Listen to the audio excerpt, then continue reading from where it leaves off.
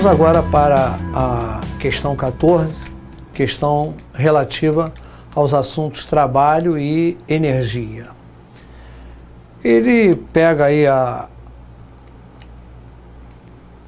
via expressa Transcarioca, que acabou de ser inaugurada, e informa que nessa via um ônibus de massa 5.000 quilos, quer dizer, cerca de 5 toneladas, e realmente aqueles ônibus expressos que circulam por essas vias são muito grandes, realmente uma massa imensa, se move com velocidade de 72 km por hora, é freado, desenvolvendo um movimento retardado, parando após percorrer 50 metros. O módulo do trabalho realizado pela força de atrito entre os pneus e a pista durante o retardamento, em joules, quanto vale? Bom, então lá na nossa questão, vamos representar aqui de forma simbólica o veículo circulando com velocidade de 72 km por hora. Mais uma vez, eu vou fazer a conversão de km por hora para metro por segundo. Eu vou lembrar que basta dividir por 3,6. 72 km por hora, se eu divido por 3,6, eu encontro o valor 20 metros por segundo. Então o ônibus vem trafegando a uma velocidade de 20 metros por segundo, freia e para, e se ele para, a velocidade é zero, após percorrer uma distância de 50 metros. Evidentemente que foram diversos atritos que atuaram durante a freada desse veículo. Há uma resistência do ar, há uma resistência do chão, um atrito com o chão, e há uma força que os freios aplicam nas rodas, fazendo o veículo parar. Esse conjunto de forças nós identificamos como atritos. E o problema quer que se calcule o trabalho realizado por esses atritos para fazer o veículo parar. Observem que o enunciado fala em módulo do trabalho realizado pelos atritos. Fala em módulo porque, na verdade, esse é o que nós chamamos de um trabalho resistente. É um trabalho contrário ao movimento, correspondente a uma perda de energia, portanto, um trabalho com um sinal negativo. Na medida em que ele fala para calcular módulo, nós estamos desobrigados da apresentação desse sinal. E podemos observar principalmente que, se nesse momento o ônibus tem uma velocidade, ele tem o que nós chamamos de energia cinética, energia associada ao movimento. Se nesse momento ele está parado, ele não tem mais energia cinética. Durante a freada, ele perdeu essa energia cinética. E o trabalho do atrito corresponde exatamente a essa perda de energia. Nós podemos, numa expressão geral, dizer que o trabalho é igual à variação da energia cinética. E como é que se calcula qualquer variação em física? É a quantidade final, mv² sobre 2, menos a quantidade inicial, mv0² sobre 2. mv² sobre 2 é a expressão da energia cinética. Energia cinética final menos energia cinética inicial. Isto aqui é a variação da energia cinética que corresponde ao trabalho realizado pela força de atrito.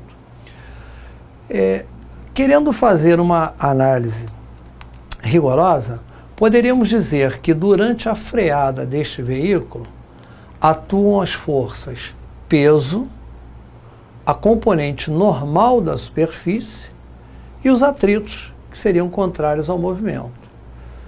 Peso e normal se anulam.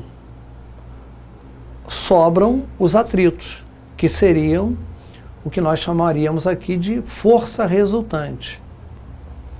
A variação da energia cinética, a rigor, é igual ao trabalho da força resultante, que na verdade é o próprio trabalho dos atritos. Então, colocando o trabalho da força de atrito, vai ser a energia cinética final.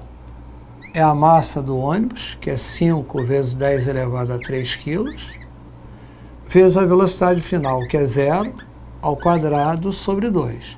Evidentemente que algumas pessoas perceberam logo que eu não precisaria perder tempo fazendo esse cálculo, uma vez que esse produto e essa divisão por zero vai acabar zerando esta parcela, menos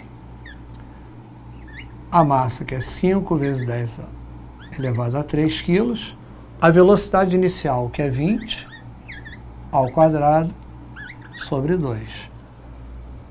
Portanto, o trabalho das forças de atrito será aqui, isto tudo aqui vai dar 0, menos, aqui nós vamos fazer as continhas. Nós vamos ter 20 ao quadrado, 400, multiplicado por 5, nós ficamos com 2.000. 2.000 vezes 10 elevado a 3 sobre 2. 20 ao quadrado, 400, vezes 5, 2.000, vezes 10 elevado a 3 sobre 2. 2.000 dividido por 2 vai dar 1.000. Então, nós vamos ficar com 0 menos 1.000 vezes 1.000, vai dar 10 elevado a 6. 0 menos 10 elevado a 6 vai dar como resposta menos 10 elevado a 6 joules.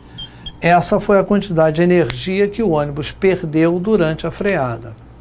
Como a questão me pede para determinar o módulo, eu estou desobrigado de apresentar o sinal, e se for analisar as alternativas, aqui aparece 1 vezes 10 elevado a 6, ou 10 elevado a 6, é a alternativa A, que é a resposta correta da nossa questão. Olá pessoal, eu sou o professor Eduardo Belo, professor de Física. Nós estamos aqui dando continuidade ao nosso módulo com questões de mecânica. E agora, na questão de número 16, nós temos uma situação bastante interessante de ser analisada, onde o enunciado informa que num canteiro de obras estão sendo utilizadas roldanas para erguer, objetos de forma a manter esses objetos em equilíbrio. Na primeira roldana foi aplicada uma força F1 para suspender o objeto, na segunda uma força F2, na terceira aparece lá uma força F3 e na última uma força F4. A diferença mais significativa para essas 4 roldanas é o fato dessas duas primeiras estarem fixas, presas ali ao teto. Já essas duas têm liberdade de movimentação. As duas primeiras são chamadas de roldanas fixas, as outras duas são chamadas de roldanas móveis. Bem, o problema fez a identificação das 4 forças, conforme já chamamos a atenção, e tem como meta, vejam, relacionar os módulos, os valores dessas 4 forças. Em resumo, eu preciso olhar essas 4 situações e verificar onde temos maior força, menor força e assim por diante. A primeira situação mostra que a força F1 que preciso aplicar nessa extremidade do fio, e aqui eu vou recorrer a essa situação, ela precisa ser igual ao peso do fio. Se a força F1 for inferior ao peso do objeto, ele cai. Se ela for superior ao peso do objeto, ela sobe. Para que ele fique parado nesta posição aqui, a força F1 com que eu puxo a roldana, o fio para baixo, ela precisa ser exatamente igual ao peso dele. porque há um peso e há uma força de tração aqui no fio, que é exatamente a força F1. Então, haverá o equilíbrio se F1 for igual ao peso. O fato do fio 2 estar ligeiramente inclinado e não mais na vertical, como aconteceu aqui, não muda absolutamente nada. Quando eu puxo esse fio para baixo, essa força é transmitida para cá, ó, puxando esse objeto para cima. E para que ele fique parado, ela não pode ser nem maior nem menor, ela precisa ser igual ao peso. Então, a nossa primeira conclusão é de que tanto a força F1 quanto a força F2, ambas precisam ser iguais ao peso do objeto para mantê-lo suspenso em equilíbrio. O mesmo já não acontece na situação número 3. Na situação número 3, eu vou dar uma ampliada aqui na figura. Nós temos a roldana, ela é envolvida por um fio que passa aqui assim, e há aqui o tal objeto suspenso. Neste objeto, nós identificamos duas forças. Quais seriam? O peso dele e a força do fio, que eu chamo de tração ou tensão. Para que ele fique equilibrado, essa tração e o peso, evidentemente, precisam ser iguais. Mas vejam, a Terra atrai esse objeto para baixo. O fio puxa esse objeto para cima. Se o fio puxa o objeto para cima, igualmente o objeto puxa esse fio para baixo. Essa força se faz sentir naquela roldana. Como a tração é igual ao peso, esta força também é igual ao peso do objeto suspenso. Ela tem valor igual ao peso do objeto suspenso. Então, numa primeira e rápida conclusão, quando tenho um objeto suspenso por meio de um fio e este objeto está equilibrado, a tensão ou tração nesse fio tem o mesmo valor do peso do objeto. Não faz mal nenhum que isso seja repetido. Isso é importante que seja prontamente reconhecido por você. Se tenho um objeto suspenso por meio de um fio, a força de tensão nesse fio é exatamente igual ao peso dele, nem maior nem menor. Portanto, esta roldana é puxada para baixo com força igual ao peso do objeto. E para que ela permaneça equilibrada nesta posição, ela é puxada para cima nas duas extremidades, com forças iguais, cada uma correspondendo à metade do peso. P sobre 2, P sobre 2. Ora, esta força aqui, que chamamos de P sobre 2, na verdade o problema chamou de F3. Então, nós prontamente identificamos a F3 como uma força correspondente à metade do peso do objeto. Portanto, vamos assinalar que F3 equivale a P sobre 2. E a força F4? A força F4 aplicada ali. Ali nós temos uma situação totalmente especial que precisamos analisar com bastante cuidado, porque se trata de um caso particular, mas que prontamente deverá ser identificado por vocês. Nós vamos aqui imaginar a seguinte situação. Eu tenho um objeto, digamos este aqui, sofrendo a ação simultânea de 3 forças. Essa, por exemplo, para baixo, de valor F. Essa inclinada meio para a esquerda, também de mesmo valor F. Essa meio que para a direita, também de mesmo valor F. O curioso é que este ângulo total de 360 graus que eu tenho aqui, eu dividi em 3 ângulos iguais. Este ângulo e este aqui são iguais. Ora, 360 dividido por 3 significa que cada ângulo deste aqui vale 120 graus. 120 graus é o valor de cada ângulo daquele.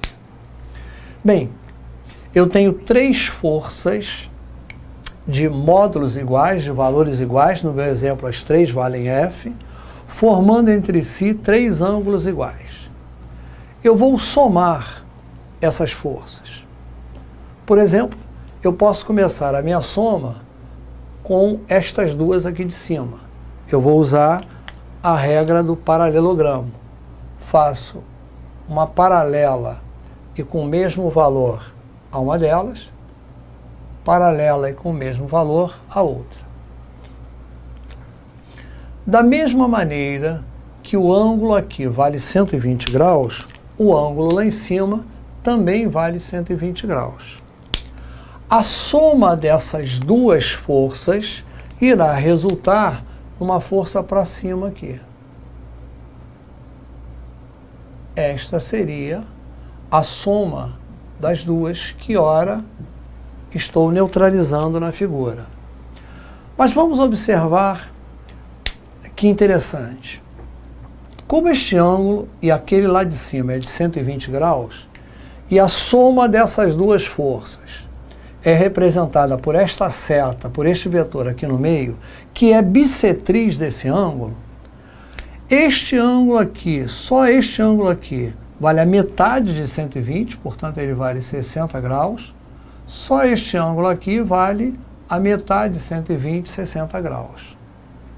Ora, eu tenho aqui um triângulo em que esse ângulo é 60 graus, 60, logo esse aqui só pode valer 60 graus também. Em resumo, este que eu tenho nesse espaço é um triângulo equilátero. O mesmo se dá nesse outro lado de cá. Mas eu vou concentrar a minha análise nesse lado direito. Triângulo equilátero. As 3 forças são iguais. Essa força vale F, esta força de cima vale F e a soma também vale F. Portanto, tiramos uma primeira conclusão bastante importante para quem quer fazer com segurança uma prova de física. Sempre que tivermos duas forças iguais, dois vetores iguais, que formem entre si 120 graus, a resultante ficará no meio e com o mesmo valor deles. Então, se eu tenho aqui uma força de 10 newtons, uma outra força de 10 newtons, com ângulo de 120 graus, eu não perco mais tempo. Eu já sei que a resultante delas duas fica aqui no meio, e qual é o valor da resultante? É 10, é o mesmo valor delas. Sempre que tivermos dois vetores de módulos iguais formando 120 graus, a resultante fica no meio com o mesmo valor desses vetores. Ora, se o meu sistema, que era constituído por 3 forças, 1, 2, 3, somei essas duas, deu uma de F para cima. F para cima com F para baixo, quanto é que é a resultante desse conjunto? É 0. Essa força e essa aqui se anulam. Então, se eu tiver 3 forças iguais, formando entre si 3 ângulos iguais, a resultante é nula. Eu não perco tempo. Esta é uma situação clássica. A resultante é nula. Garante o equilíbrio daquele objeto. Ora, nós vamos voltar à nossa figura. Eu tenho aqui, nesta estrutura, uma força para baixo, que é o peso deste objeto, a F4 para aquele lado, que eu não conheço, e uma outra tensão para cá. O ângulo lá é de 120 graus, este ângulo e este aqui são iguais. Eu tenho, portanto, 240 graus para dividir em 2 ângulos iguais. É evidente que cada ângulo aqui também vale 120 graus. A soma dessas forças vale 0, uma vez que essa estrutura está em equilíbrio. Esse corpo está equilibrado nessa posição. O que me leva a concluir que as três forças têm valores iguais. Esta força corresponde ao peso do objeto, logo esta e esta também têm valores iguais ao peso do objeto. Conclusão, F4 também é igual ao peso do objeto.